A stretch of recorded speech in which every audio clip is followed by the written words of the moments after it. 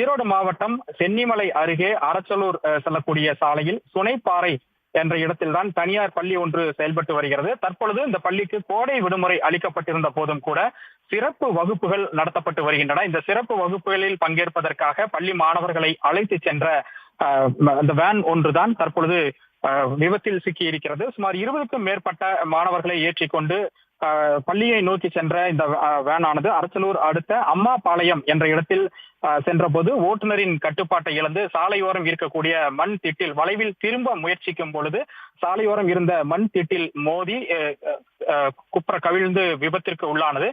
இந்த விபத்தில் நல்வாய்ப்பாக வேனில் பயணித்த பள்ளி மாணவர்களுக்கு பெரிய அளவில் காயங்கள் ஏற்படவில்லை. சிறு சிறு காயங்களுடன் அனைத்து மாணவர்களுமே நல்வாய்ப்பாக உயிர் தப்பி இருக்கிறார்கள்.